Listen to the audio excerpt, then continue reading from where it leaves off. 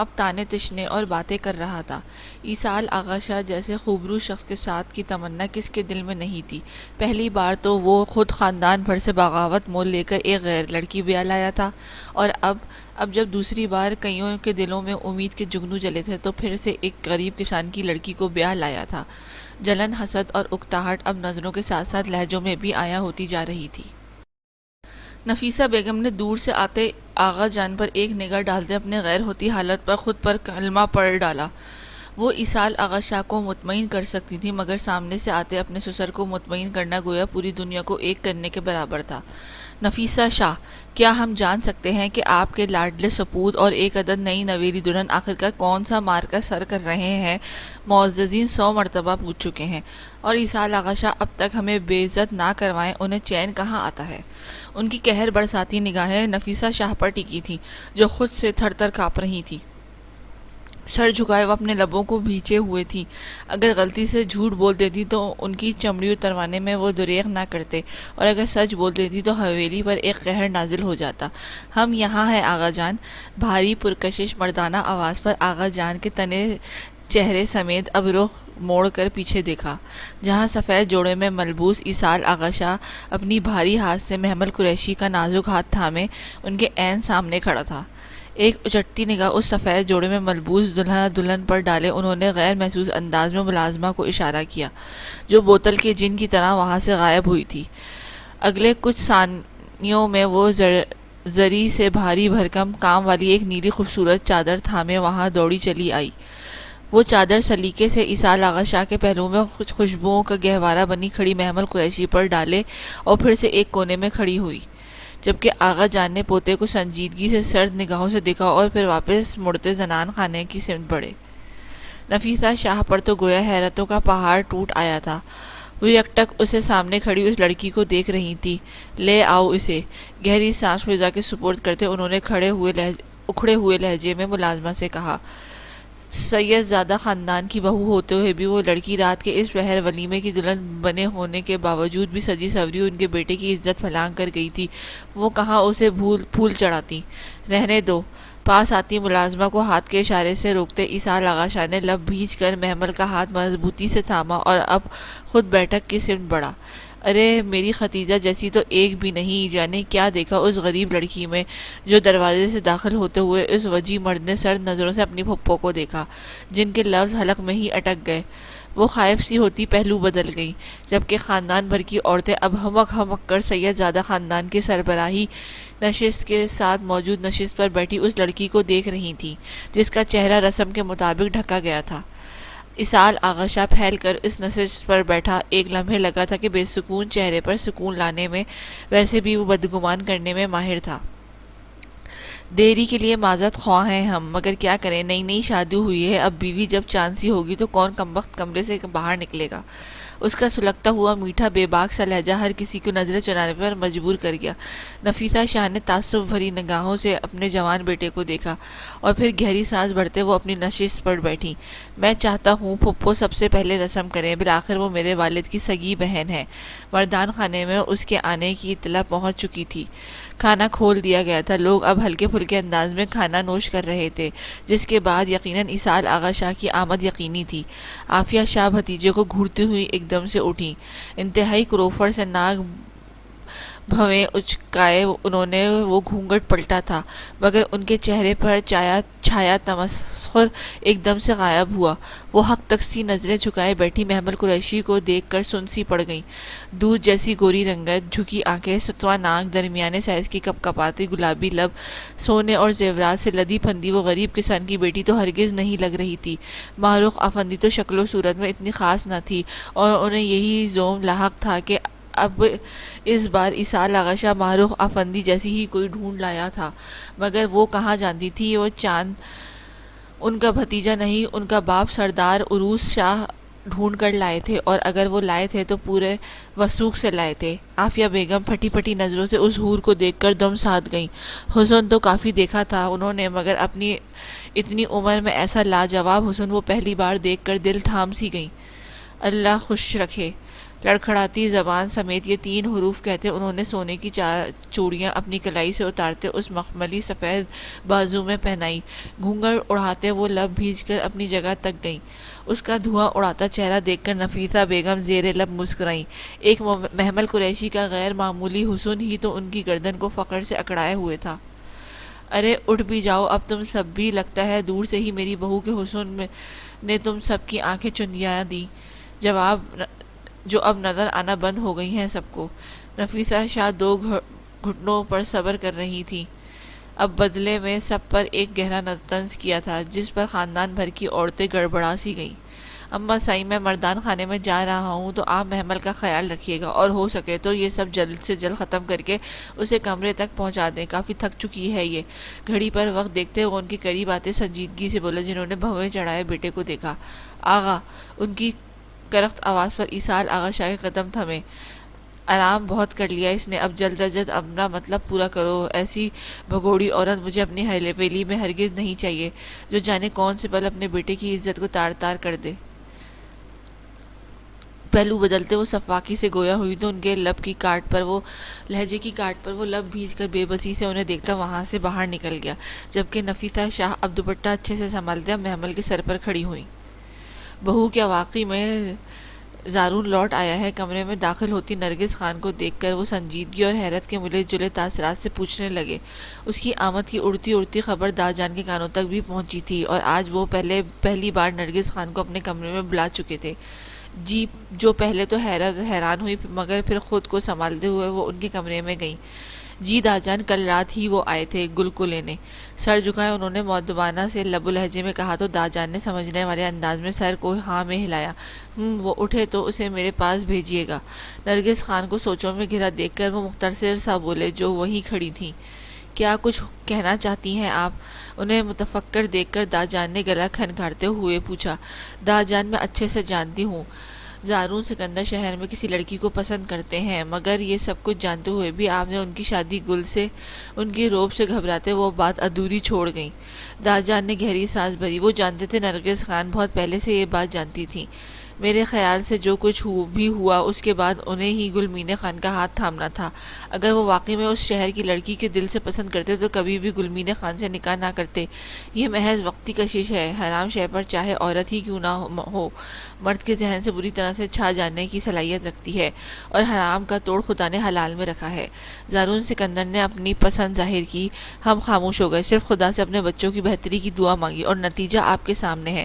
وہ ٹھہرے ہوئے سے لہجے میں بولتے ان کے دل کی کثافت کو اپنے لفظوں سے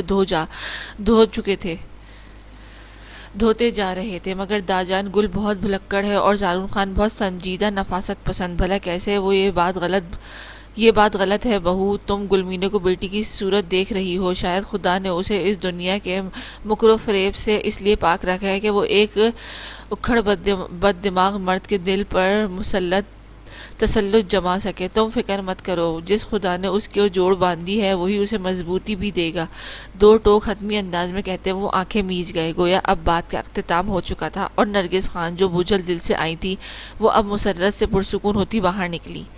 بلا شبہ خدا کے فیصلوں میں بہتری ہوتی ہے۔ اگر خدا نے ان کی بیٹی کے لیے زارون سکندر کو چنا تھا تو کیوں وہ ناشکری کرتی؟ رحیم، زرار پاشا کی گرجدار آواز پر ڈیرے پر کام کرتے کئی ملازمین نے رخ موڑے اس طوفان کو دیکھا، جس کی اچانک آمد پر سبھی دم ساتھ گئے۔ رحیم خان بھاگتا ہوا چھت سے نیچے اترا، حواس باختگی سے اس کے پاس پہنچا۔ جی چھوٹے خان۔ رحیم کا سانس مانو حلق میں اٹکا ہوا تھا۔ اتنے عرصے کے بعد زرار پاشا کی آمد، وہ بھی اس قدر عجبناک طریقے کے ساتھ۔ ایصال آغا کو جانتے ہو؟ لفظوں میں آگ کی لپٹیں لیے وہ دھاڑ کر بولا تھا۔ رحیم نے حیرت اور گھبراہٹ سے اپنے چھوٹے خان کو دیکھا۔ جی چھوٹے خان، دیکھا نہیں مگر سن رکھا ہے اس کے بارے میں۔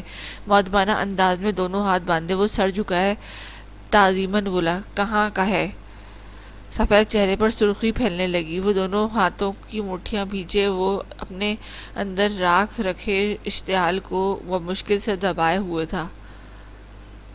وہ چھوٹے سرکار حفیظ صاحب کے گاؤں کا سردار ہے، اور اس علاقے میں آنے والے 40 گاؤں کا وہ اکلوتا سردار ہے جس کا فیصلہ ہر پنچایت میں حتمی مانا جاتا ہے۔ رحیم کے بتانے پر زرار پاشا کو اپنے کانوں اور چہرے سے آگ کی لپٹیں نکلتی ہوئی محسوس ہوئی تھی۔ وہ چاہتا تو سیدھا اس بغیرت کے شخص کی حویلی جا سکتا تھا جس کا اپنی نامراد سی خواہش کے تحت اس کی پاک محبت کو رون ڈالا تھا، مگر وہاں جا کر محمل کے لیے مشکلات نہیں بڑھا سکتا تھا، کیونکہ وہ جیسے بھی تھی وہ اس شخص کی بیوی تھی۔ اور کیا کچھ جانتے ہو اس بارے میں؟ وہی سرد برف کی مانند ٹھنڈا لہجہ تھا۔ چھوٹے خان میں تو نہیں، البتہ ایک ملازم ہے، وہ اسی گاؤں کا رہنے والا ہے۔ رحیم کے بتانے پر اسرار نے اسے ہاتھ کے اشارے سے اس ملازم کو بلانے کا کہا۔ وہ خود وہیں کھڑا، وہ کسی گہری سوچ میں گم تھا۔ چھوٹے خان 2 بہنیں ہیں سرکار کی، ایک بھائی اور ایک سب کو چھوڑ کر یہ بتاؤ کہاں ملے گی اس کی بہنیں؟ شرارے بھری نظروں سے کسی غیر مرئی نقطے کو گھورتے وہ دانت پیستے ہوئے بولا۔ ملازم نے گھبرا کر اپنے چھوٹے خان کو دیکھا۔ اگر شاہ حویلی والے یا اسحاق آغا شاہ یہ بات جان لیتے کہ ان کے گاؤں کا ایک کمین ان کی حویلی اور بہنوں کی اطلاع سرعام دیتا پھر رہا ہے تو وہ یقیناً اس کی گردن دھڑ سے الگ ہوتی۔ ایک تو یہاں ہمارے ساتھ والے گاؤں میں ہے اور کل ہی واپس حویلی جانے والی ہیں، اور دوسری رہنے دو، تم جاؤ یہاں سے۔ زرار پاشا کے اشارے پر رحیم نے اس ملازم کو وہاں سے بھیج دیا اور خود ان کے پیچھے پیچھے لان میں آیا، جو پشت پر ہاتھ باندھے کھڑا تھا۔ گاڑی نکالو میری، رحیم شکار پر جانا ہے، بے تاثر لہجے میں کہتا اس نے فرنٹ جیب سے چشمہ نکالتے اپنی سرخ آنکھوں پر چڑھایا، جبکہ اس کا حکم ملتے ہی رحیم بھاگا گیراج کی طرف گیا۔ بی بی سائیں، چھوٹے بی بی کی حویلی سے کوئی انہیں لینے آیا ہے۔ کچن میں کام کرتی نعمت کے ہاتھ لرزے تھے، گویا قسمت اسے پھر سے اسی دہلیز پر لے جانے والی تھی۔ نعمت جاؤ، اپنا سامان اٹھاؤ اور جانے کی کرو، کروفت سے کہتی فرخندہ شاہ نے اس کے ہاتھ سے چھری تھام لی، جس کی بھیگی آنکھیں جھپکنے سر کو ہاں میں ہلا ڈالا اور پھر مردہ قدموں سمیت اپنے کمرے کی طرف بڑھی۔ 5 منٹوں کے بعد وہ باہر نکلی۔ نور اس کی آغوش میں چھپی پڑی تھی، ایک چھوٹا سا کپڑے کا بیگ جس میں نور کا فیڈر، ایک کمبل، 2 سے 3 سوٹ تھے، اور ساحر ہارون شاہ کی ایک عدد تصویر جس کے سہارے وہ اپنی بقیہ زندگی کاٹنے والی تھی۔ سنو! فرخندہ شاہ کی پکار کر اس کی قدم امید سے تھمے۔ شاید وہ اپنے بیٹے کے خون اپنی پوتی کے لیے ہی اسے روک لیں۔ زندگی بھر اپنی منحوس شکل مت دکھانا، میرے لیے تم دونوں ماں بیٹی اسی دن مر گئی تھی جس دن میرے بچے کا جنازہ اس حویلی سے سفید کفن میں لپٹا ہوا آیا تھا۔ لہو ہو رہی آنکھوں سے اس معصوم صورت کو دیکھتے وہ سنجیدگی سے کہتی، اپنی آنکھوں کے گوشے صاف کرتے اپنے کمرے کی طرف بڑھی، جبکہ نعمت دلاور شاہ ایک بار پھر تہی دامن رہ جانے والی تھی، یا پھر کچھ اور لکھا تھا اس کے رب نے اس کی قسمت میں۔ سفید دوپٹے کے حالے میں دمکتی وہ معصوم صورت، سہمی ہوئی سی نگاہیں اب حویلی کے بند گیٹ پر ٹکی تھیں۔ کیسے بے دردی سے اسے باہر نکال کر گیٹ بند کر دیا گیا تھا۔ وہ تو یہ بھی نہیں جانتی تھی کیا سچ میں اسے کوئی لینے آیا ہے یا پھر ایسے ہی نکال پھینکا تھا اسے۔ نعمت شاہ! پشت پر اپنے نام کی پکار کسی انجانی سی گمبھیر آواز پر نعمت نے چونک کر مڑتے پیچھے دیکھا، جہاں تاریک رات میں سیاہ ہڈ میں اپنے چہرے کو ڈھکے دونوں ہاتھ لاپرواہی سے جینس میں ڈالے وہ آنکھوں پر چشمہ لگائے اس کے سامنے تھا۔ آپ کون؟ کپاتی ہوئی آواز، گھبرایا ہوا سا باریک لہجہ۔ زرار پاشا کی آنکھوں میں عجیب شیطانیت سی طاری ہوئی۔ اس نے غیر محسوس انداز میں اس لڑکی کو سر تا پیر دیکھا۔ اپنی زندگی میں وہ محمل قریشی کے بعد پہلی بار کسی کو یوں دیکھ رہا تھا، وہ بھی پورے استحقاق سے۔ وہ خوبصورت تھی، معصوم بھی، مگر محمل قریشی جیسا حسن نہیں تھا اس میں۔ ہاں، پرکشش تھی وہ، مگر کیوں؟ ذہن الگ ہی تانے بانے بن رہا تھا۔ اس نے آگے بڑھتے اس کمبل میں لپٹی بچی کو اس سے چھینا۔ اس وقت زرار پاشا کو خود بھی اندازہ نہیں تھا کہ وہ بچی کس کی ہے اور کیوں ہے اس لڑکی کے پاس۔ گاڑی میں بیٹھو۔ عجیب کنفیوز سی نظروں سے وہ خود کو گھورتی نور کو دیکھتے نعمت سے بولا، جو خوف سے سفید پڑتی جا رہی تھی۔ نہیں، ہم آپ کو نہیں جانتے۔ بچی بیٹھو گی کہ بے ہوش کروں؟ اس کی بات کاٹتے وہ دانت پیستے دبے لہجے میں بولا تو نعمت نے بھیگی آنکھوں سمیت اس کی گود میں موجود اپنی معصوم گڑیا کو دیکھا۔ ٹپ ٹپ کر کے گالوں پر بہتے آنسوؤں کو ہتھیلی سے رگڑتے وہ پچھلی سیٹ پر جا بیٹھی۔ اسٹرینج! زرار پاشا اپنی گود میں موجود نور کو بڑی بڑی سیاہ نظروں سے خائف ہوتے بولا۔ وہ پہلی بار کسی بچی کو دیکھ رہا تھا جو مسکرانے کے بجائے اسے گھور رہی تھی۔ فرنٹ سیٹ پر بیٹھتے اس نے رحیم کو گاڑی چلانے کا حکم دیا اور خود نور کو عجیب نظروں سے دیکھنے لگا۔ ہم کچھ پوچھ سکتے ہیں اسحاق آغا شاہ؟ اپنے ہی ولیمے پر آپ کہاں غائب رہے؟ کتنی بار معززین سے ہمیں جھوٹ بولنا پڑا؟ کیا خاندان بھر کی عزت، اپنے مرتبے، کسی بھی چیز کا کوئی خیال نہیں رہا آپ کو؟ ولیمے کی رسم ختم ہوتے ہی اس کی پیشی ڈال دی گئی تھی۔ بڑے کمرے میں ایصال آغا شاہ کے علاوہ بدر عالم اور اس آباد شاہ بھی موجود تھے۔ بدر عالم تو آج منگنی کی رسم کے بعد بالکل خاموش سا ہو گیا تھا۔ قسمت کی ستم ظریفی نے اسے بالکل توڑ کر رکھ دیا تھا۔ گستاخی معاف آغا جان، کیا میں آپ کو بتانے کا پابند ہوں کہ میں کہاں تھا؟ آنکھیں ترچھی کیے وہ ٹھنڈے ٹھار لہجے میں بولتا گویا آغا جان کی پھڑکتی رگ پر پاؤں رکھ گیا، جنہوں نے خونخوار نظروں سے اسے دیکھا۔ پابند تو تم کیا اس حویلی کا ہر فرد ہے ایصال آغا شاہ، ایک بات جان لو، اگر اس کل کی آئی لڑکی کی وجہ سے تمہاری آنکھوں میں مجھے بغاوت دکھی تو اس کے اتنے ٹکڑے کروں گا کہ تم گن بھی نہیں سکو گے۔ آغا جان ان پرکشش آنکھوں میں اپنے سبز آنکھیں گاڑے سپاٹ لہجے میں گویا ہوئے تو ایصال آغا شاہ نے لب بھیج ڈالے۔ ابھی تو میرا ایسا کوئی ارادہ نہیں ہے آغا جان، ہاں مگر ضرورت پڑنے پر میں ایسا کر بھی گزروں گا۔ آفٹر آل وہ میری بیوی ہے۔ محمل ایصال آغا شاہ۔ ایصال آغا شاہ کی نظروں کے سامنے وہ رویا رویا اور ڈرا سہما سا چہرہ لہرایا تھا۔ جو وعدہ وہ خود سے اور اس لڑکی سے کر چکا تھا اسے وہ مرتے دم تک نبھانے کا پابند تھا۔ گویا تم بغاوت کرو گے۔ آغا جان کی آنکھوں میں خون دوڑ پڑا، جبکہ باقی سب تو خاموش تماشائی بنے بیٹھے تھے۔ ایسا ہی تو ہوتا آ رہا تھا۔ ایصال آغا شاہ اور عروس ازمیر شاہ کی سر جنگ کافی برسوں سے جاری تھی، اور یہ جنگ جانے کب ختم ہوتی اور کس اختتام پر کوئی نہیں جانتا تھا۔ یہ سب بغاوت نہیں آغا جان، جنگ کروں گا۔ صوفے کی پشت سے ٹیک لگائے وہ پھیل کر بیٹھتا، اطمینان میں ذرا برابر کمی نہیں آئی تھی۔ فی الحال کے لیے تو تم کمرے میں جاؤ اور جو حکم میں نے دیا ہے اس کی تعمیل کرو، وگرنہ تم اچھے سے واقف ہو کہ عروس ازمیر شاہ اپنے حکم کی تلافی کرنے والوں کی کیسے نامراد لوٹاتا ہے۔ آغا جان نے اس کی آنکھوں میں دیکھتے برفیلے لہجے میں کہا، اور ساتھ ہی بدر عالم کو دیکھا، جاؤ بھائی کو چھوڑ کر آؤ اس کے کمرے میں، دروازہ باہر سے بند کر دینا، اب یہ دروازہ صبح میں خود کھولوں گا۔ خون بھری نگاہوں سے ایصال آغا شاہ کے بے یقین چہرے کو دیکھتے وہ دو ٹوک انداز میں بولے، مگر آغا جان، عباس شاہ تڑپ کر بولے تھے، کیا یہ سب کچھ ایک شاہ خاندان کو زیب دیتا تھا کہ وہ شادی شدہ بیٹے کے کمرے کی تانک جھانک بھی کرتے؟ تم خاموش رہو عباس شاہ، اگر تم نے ٹھیک سے تربیت کی ہوتی تو آج اس لڑکے کی جرأت نہ ہوتی جو مجھ سے یوں زبان درازی کرتا۔ وہ گرج کر بولے تھے۔ عباس شاہ خاموشی سے سر جھکا گئے، دل چاہا کہ کہہ ڈالنے کی یہ تربیت نہیں، خون کا اثر ہے، پوتا دادا پر ہی گیا ہے، مگر ان کے الفاظ اگر زبان سے نکلتے تو گویا قہر مچا دیتے۔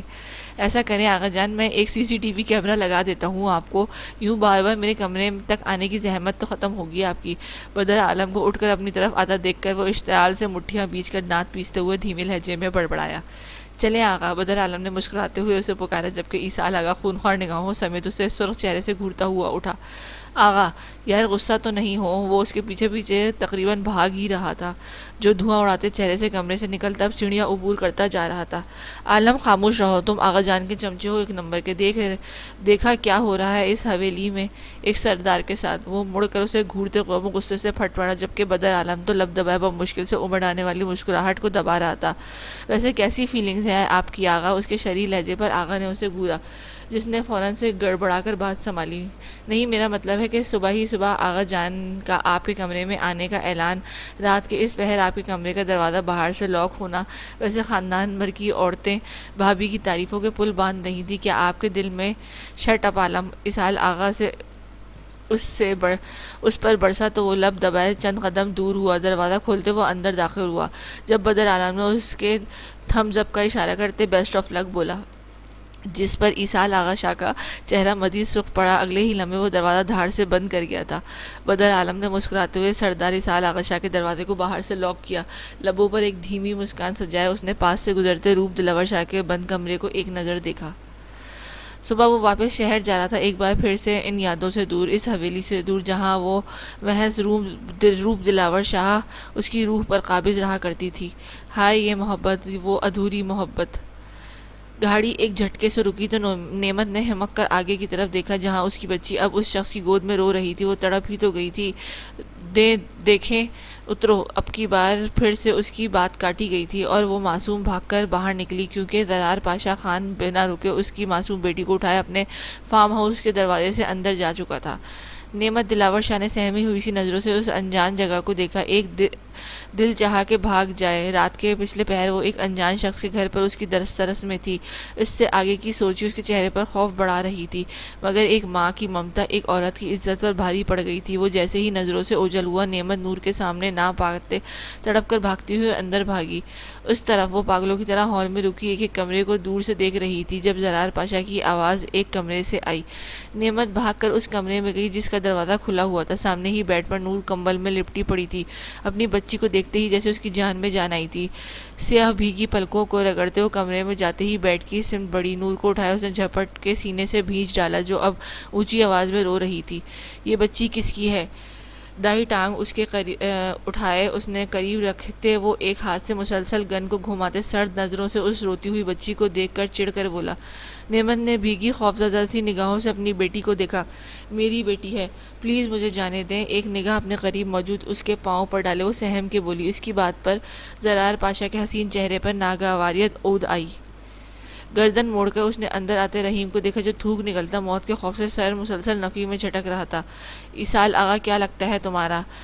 اس نام کو ادا کرتے وقت اس حسین آنکھوں میں غضبناک تاثرات سمٹ آئے تھے۔ رحیم نے اس کے اشارے پر آگے بڑھتے نور کو نعمت کی گود سے چھینا۔ نعمت نے تڑپ کر دوپٹے کے گرد ہاتھ مضبوطی سے لپیٹے، اپنے اوپر تقریباً جھکے اس گنڈے کو سہمی بھیگی نظروں سے دیکھا۔ بھائی ہے میرے، آنسو پوچھتے وہ ضبط سے بولی، نظریں مسلسل اپنی روتی ہوئی بچی پر تھی جو رحیم کی گود میں رو رہی تھی۔ شوہر کہاں ہوتا ہے تمہارا؟ اب کی بار گہری بے باک نظروں سے اس کے نازک وجود اور اسمارٹ فگر کا معائنہ کرتے بندوق تھوڑی پر رکھتے پوچھا۔ نعمت دلاور شاہ کسی ہرنی کی طرح اسے دیکھ رہی تھی جیسے وہ ایک بھیڑیا ہو جو کسی بھی وقت اسے نوچ کھائے۔ نہیں رہے، یہ کرب بھرے الفاظ اس کی روح کو چھلنی کر گئے تھے۔ سال پہلے ہوا وہ حادثہ پوری آب و تاب سے اس کی آنکھوں کے سامنے لہرایا تھا جب اس نے اپنے عزیز شوہر کو اپنی آنکھوں کے سامنے دم توڑتے دیکھا تھا۔ اوہ چلو اور بھی اچھا ہے۔ رحیم زرار پاشا جو اسے شادی شدہ سمجھ کر واپس بھجوانا چاہ رہا تھا، اب اس کی بات پر پرسکون سا سانس لیا۔ اسے بس شاہ خاندان کی لڑکی سے مطلب تھا، پھر چاہے وہ کنواری ہوتی یا بیوہ۔ جی چھوٹے خان، رحیم نے اس کی چوڑی پشت کو دیکھتے چوکس ہو کر پوچھا۔ مولوی اور گواہان کو بلاؤ اور ایک عدد لال دوپٹہ بھی۔ زرار پاشا ابھی اور اسی وقت نعمت دلاور شاہ سے نکاح کرے گا۔ اس کی گرجدار آواز جیسے دور دیوار میں نصب ہوتی رہ گئی تھی۔ نعمت دلاور شاہ نے بے یقینی خوف سے پھٹی پھٹی آنکھوں سمیت اس شخص کو دیکھا جو اس کی 5 ماہ کی بیٹی کو گود میں اٹھاتے اب اس کی سمت مڑا تھا۔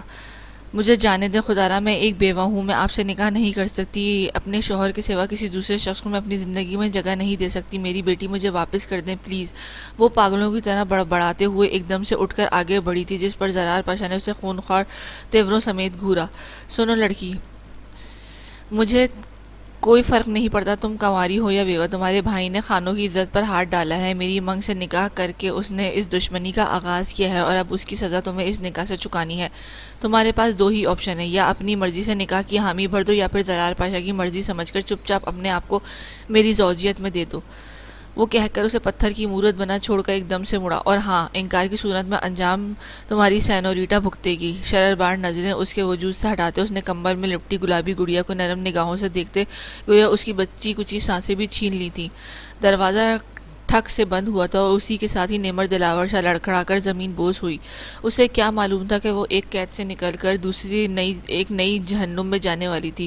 بھاری پڑتے سر کو دونوں ہاتھوں میں تھامے وہ دھاڑے مارتی اور بری طرح سے روئی تھی کہ فارم ہاؤس کی در و دیوار اس کی چیخوں اور آہوں پر دہل سے گئے، مگر وہاں موجود شخص کو اس پر رحم نہیں آنے والا تھا، بلکہ ویسے ہی جیسے کسی کو بھی محمل قریشی پر نہیں آیا تھا۔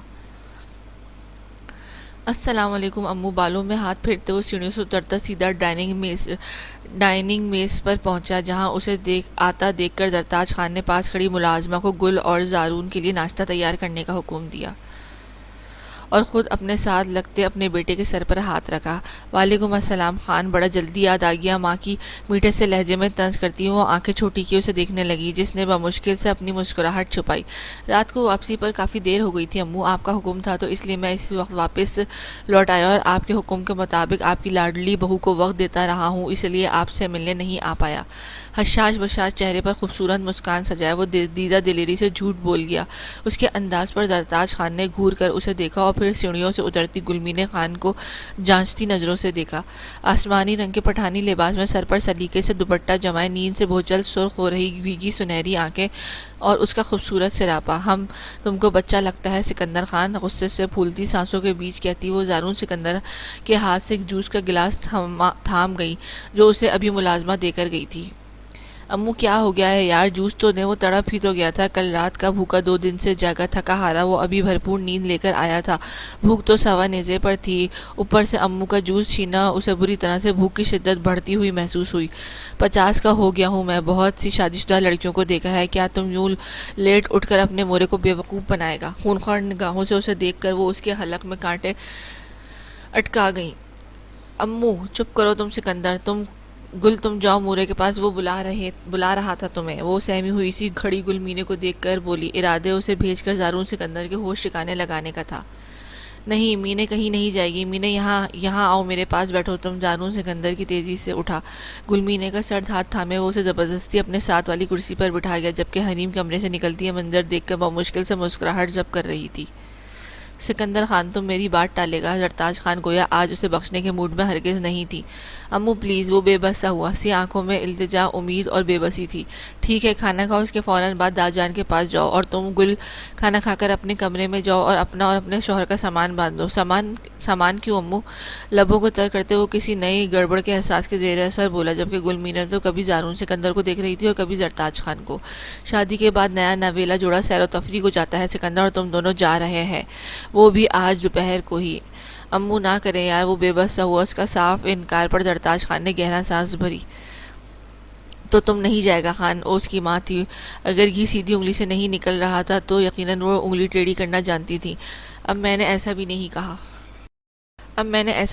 کہا، آنکھیں گھمائے وہ، لبوں پر 100 واٹ کی مسکان سجائے مسکرا کر بولا تو زرتاج خان اور گلمینے نے تعصب سے اس مکارہ انسان کو دیکھا جو پل میں تولا اور پل میں ماشا تھا۔ ماشاء اللہ، اللہ تم دونوں کو جلد اولاد جیسی نعمت سے نوازے، آمین ثم آمین۔ زرتاج خان کی اس نئی دعا پر گلمینے خان کے منہ میں گیا جوس بری طرح سے اچھوکا لگنے پر باہر نکلا تھا۔ آمین آمین۔ زارون سکندر اب مسکراتا مزے سے اس کی اڑی رنگت دیکھ کر بے باکی سے ماں کی دعا پر آمین کہنے لگا، جبکہ گلمینے خان کو اب وہاں بیٹھنا محال لگا تھا، مگر چاروں ناچار وہ سر پلیٹ پر چکائے کان لپیٹ کر بیٹھی رہی، جبکہ زارون خان ماں کے ہر حکم پر اس کے بدلتے چہرے کے رنگوں سے لطف اندوز ہوتا بھرپور انداز میں رضامندی دے رہا تھا۔ جھپڑے بیچے وہ بند دروازے کو گھورتا ایک دم سے مڑا، تاریکی میں ڈوبا ماحول دیکھ کر اس کی سبھی پیشانی پر بل گہرے ہوئے۔ وہ اس کا اپنا کمرہ تھا جہاں 2 دن رات جانے کئی پہرے گزارتا تھا، ایسی تاریکی تو محض تب ہوا کرتی تھی جب اس کی زندگی کی روشنی محروق افندی اسے چھوڑ کر چلی گئی تھی، اور آج اتنے وقت کے بعد پھر سے ایسی تاریکی۔ اس کے اندازے کے مطابق رات کے 12 کے قریب کا وقت ہو چکا تھا۔ موبائل فون نکالتے اس نے موبائل فون کی لائٹ کی مدد سے کمرے کی لائٹ آن کی تو ایک پل کو تیز روشنی کے سبب اسے آنکھیں بند کرنی پڑی۔ آنکھیں جھپک کر کھولتے اس نے ایک دائرہ نگاہ پورے کمرے پر دوڑائی۔ گہری سانس بھرتا وہ بیڈ کی طرف بڑھا، تھکاوٹ کے سبب آنکھیں بند ہو رہی تھیں، اور کچھ آج کا ہوا تازہ واقعہ، اس کے بعد ہونے والی ایک نئی تباہی جو دہلیز پر کھڑی اس کی منتظر تھی۔ لب سختی سے بیچے وہ بیڈ پر جا بیٹھا، کلائی پر بندھی گھڑی کو کھولتا اس نے سائیڈ میز پر رکھا سیاہ بالوں کو ہاتھ سے پیچھے کرتا وہ کرتے کے بٹن کھولنے لگا، جب اچانک کسی غیر معمولی احساس کے تحت اس کا ذہن ایک دم سے بیدار ہوا۔ وہ فوراً سے اٹھا، بیڈ کے ارد گرد سے ہوتے اب اس نے فرش کو دیکھا جہاں کل محمل قریشی بستر بچھائے سوئی تھی۔ آج وہ جگہ خالی تھی، کشادہ کمرے میں تاحد جاتی نگاہ تک اسے کہیں بھی وہ نظر نہیں آئی، اور وہ جانتا تھا کہ اگر آغا جان اسے کمرے میں بند کر کے گئے تھے تو یقیناً وہ اندر ہی تھی، مگر کہاں؟ ذہن دوڑاتے وہ واش روم کے کھلے دروازے کی طرف بڑھا، مگر وہ وہاں نہیں تھی۔ اس کے بعد وہ ڈریسنگ روم کی طرف بڑھا، محمل وہ دو دنوں میں آج پہلی بار اس کے ہونٹوں سے نکلتے نام کو ذہن نے کافی ستائش سے ازبر کیا۔ کمرے کی در و دیوار اس کی بے چینی پر گہرا مسکرائی تھی، حسین آنکھیں کچھ اور ہی داستان آیا کر رہی تھی، مگر کیا؟ وہ آگے بڑھا، قمیص کے کف فولڈ کرتے کھلے گریبان سے جھانکتا اس کا شفاف سینہ، سفید سینہ آیا ہو رہا تھا۔ خالی صوفے کو دیکھ کر وہ واپس پلٹا جب کچھ غیر معمولی محسوس ہوا اور وہ فوراً سے صوفے کی طرف بڑھا۔ صوفے کی دوسری سائیڈ وہ اوندے منہ گری ہوئی تھی۔ ہلکے گلابی رنگ کا نائٹ ڈریس جو ماروق آفندی کا تھا، وہ لمحوں میں اس ڈریس کو پہچان گیا۔ بے تاثر نگاہوں سے آگے بڑھتے اس نے لب بھیج کر بیک زپ کو بند کیا اور ہاتھ محمل کے شانے پر رکھا۔ اٹھو لڑکی، یہ کون سی جگہ ہے نیند پوری کرنے کی؟ اپنے غصے پر قابو پاتے ہوئے وہ سرد لہجے میں بولا۔ اس ڈریس کو دیکھنے کے بعد وہ غور ہی نہیں کر پایا کہ اگر وہ سوئی ہوتی تو پشت کے بل نہ پڑی ہوتی، اس کی شرٹ کی زپ کھولی نہ ہوتی اور کم از کم ایک عدد چادر اور تکیہ ضرور موجود ہوتا۔ محمل، اس کی ساکت وجود کو دیکھ کر ایسان نے اسے پھر سے کندھے سے ہلایا تو اب کی بار ماتھے پر ایک ساتھ کئی بل پڑے، کیونکہ اس کا کندھا آگ کی مانند دہک رہا تھا۔ ایسان نے لمحوں میں اسے سیدھا کرتے ہوئے اس کا سر اپنے مضبوط بازو پر رکھا۔ ہوش و خرد سے بیگانہ محمل قریشی کے سرخ چہرے پر نکلتی بھاپ اسے دور سے بھی خود تک بڑھتی محسوس ہوئی تھی۔ ایسان نے ایک دو بار اس کا گال تھپ تھپایا مگر بے سود۔ اس نے تیزی سے اس کے باہوں میں بھرا اور جلدی سے کمرے میں لاتا اسے بستر پر ڈالا۔ سر تکیے پر رکھتے اس نے بخار کی حدت محسوس کی تو اسے اپنی لاپرواہی پر شدید غصہ بھی آیا۔